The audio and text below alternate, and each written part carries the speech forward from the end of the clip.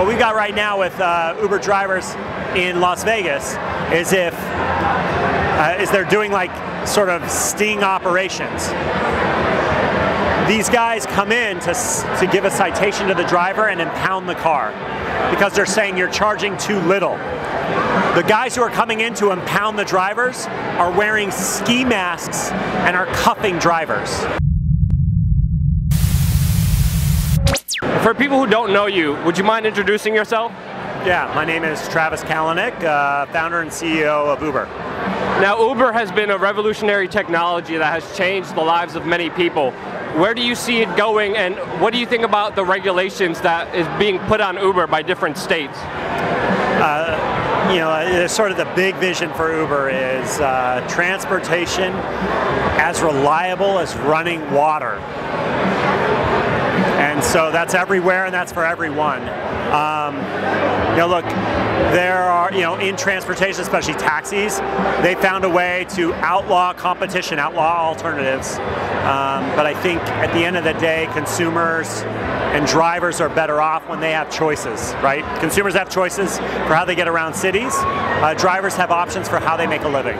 And so I think it's so positive for drivers and riders that at the end of the day, I do believe it's inevitable that Uber's allowed in cities across the country and ultimately around the world. Many libertarians are very happy with Uber. They say it brings out the free market and gives people choices. Was there any libertarian ideology with the founding of Uber? Actually, the founding was, I was in Paris and I couldn't get a ride. I could not get a taxi, and I actually live in San Francisco where it is impossible. And that kind of, like a situation where you literally cannot get around a city only comes from really, really harsh regulations and laws that outlaw competition. Can you talk about some of the regulations and laws that have been standing in the way of Uber and some of the legal battles you guys have been having? One of my favorites is in Miami. There's a law on the books where you call, let's say you call for a car, like maybe it's a town car or something like this. Town car comes in 15 minutes. By law, you have to stare at that town car for 45 minutes more before you're legally allowed to enter the vehicle. If you enter that vehicle before an hour has passed since you called for that car, the driver can be arrested. That's crazy. Just an example. In Vegas, they have similar kinds of laws, and they have price controls. And if you charge less, what we got right now with Uber drivers in Las Vegas is they're doing like sort of sting operations.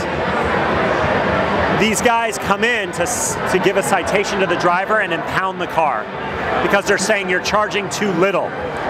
The guys who are coming in to impound the drivers are wearing ski masks and are cuffing drivers. That's an insane story of what's happening. Even in New York, there seems to be a lot of regulations. It's not as free as Connecticut and New Jersey. I personally looked into it. Are there going to be any changes made in New York or in other states that you think is important? I think New York has a bit of bureaucracy, but actually the spirit is in the right place. The spirit of the law is actually in the right place. There's a bit too much bureaucracy.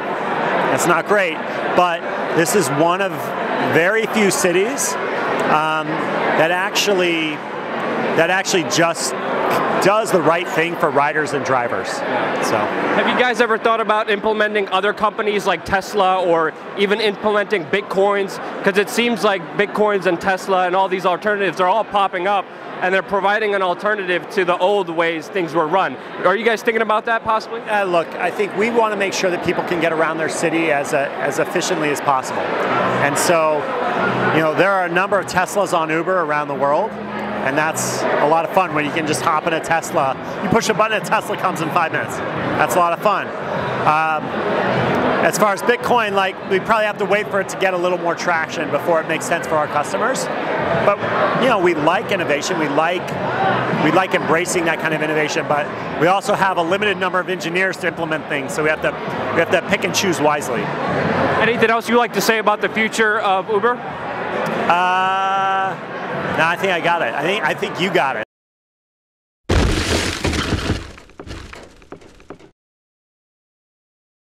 and I'm currently working on the very first civilian drone case. Is this the very first case you worked on, or the very case that ever happened with the FAA? It's in fact the very first case ever in the United States concerning civilian drones. For their own personal benefit in creating a crisis, the government here in Northern Ireland has decided to spend over £2 million on this bullshit.